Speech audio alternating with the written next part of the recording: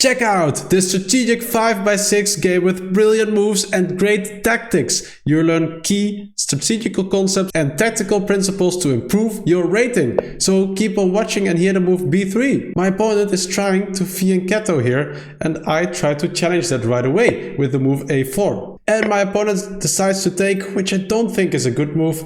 He also could have gone for the fianchetto instead, but here I take back with the knight. And the knight does have a good future here, because there's no pawn that can push it away. My opponent goes for the knight move here, but I decide to take it, because now my opponent gets a double pawn here, which is very weak. And I will continuously try to challenge these pawns in the center of the game, as you will see during this analysis. But the question is, how are you going to attack it? Because we have opposite colored bishops and the rook cannot really go here to attack it right away. So I thought, let's play this move. And I think a good move for my opponent would have been to go here. Simply start developing, and if I take, then just take back. But then my opponent has 3 pawn islands and I'm slightly better here. But instead my opponent decided to take this pawn, which I was hoping for. And now there's multiple options. I thought first to go here and then to try attack these pawns step by step, but he could have gone here right away, and well, this might be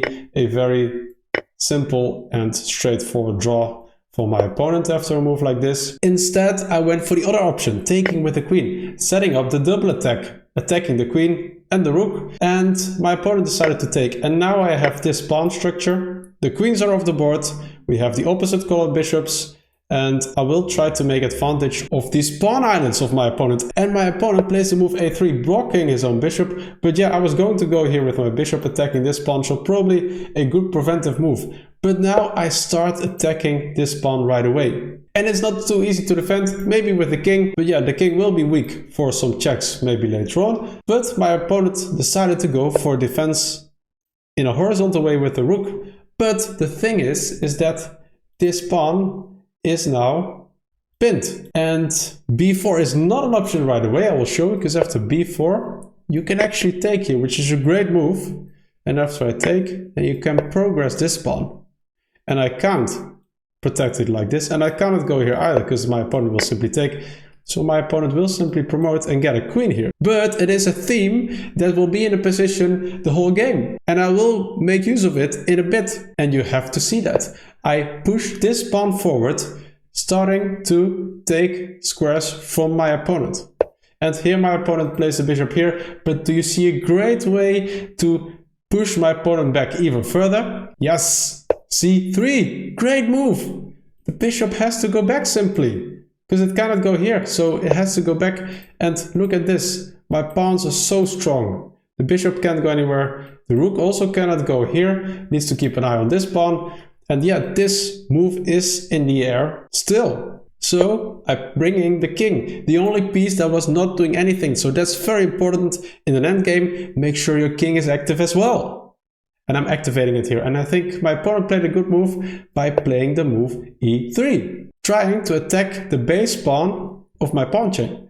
And I decide to take it, because after taking back, I can simply move here. And my king progresses even further. And the bishop, that was very important because I saw it, cannot go here. It doesn't have any squares. And I am threatening to go b4 now. My opponent goes king to e2, and now I play this beautiful move, b4. Making use of the pin, which I set up already moves ago. So I've been preparing for this. And in this position, it's simply overpowering. And here my opponent goes back with the bishop to protect in case I would take. But I'm not interested in taking. Well, there's multiple ways. I thought of this move, because after takes. Well, then the rook has to go back. And probably this will be waiting for me in this way. But the bishop can always get in between to prevent the checkmate. And I saw a way more devastating move. Do you see a beautiful and brilliant move in this position?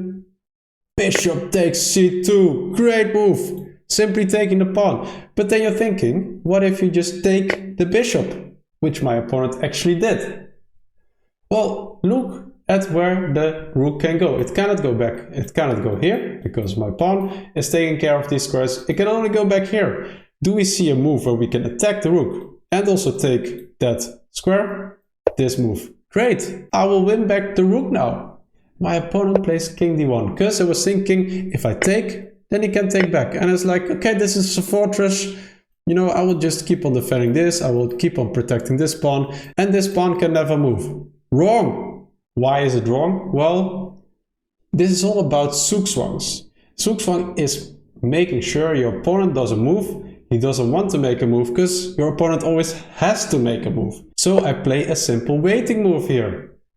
And now my opponent needs to make a decision.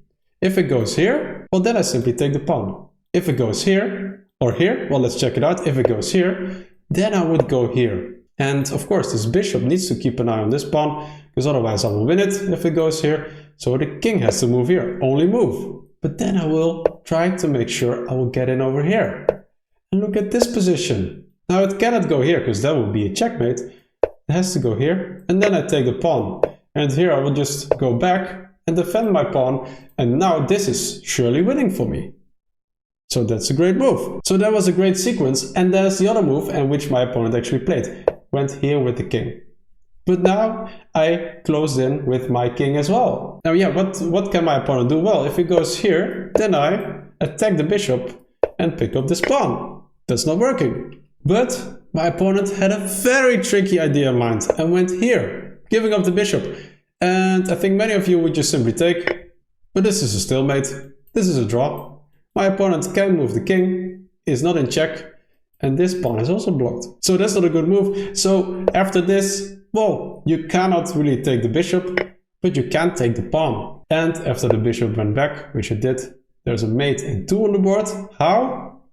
Well, you go here with the rook, you attack the bishop, and the bishop is pinned, so it cannot move. The king has to move, and this is a checkmate in 1. Don't forget to like and subscribe, and see you soon. Bye bye!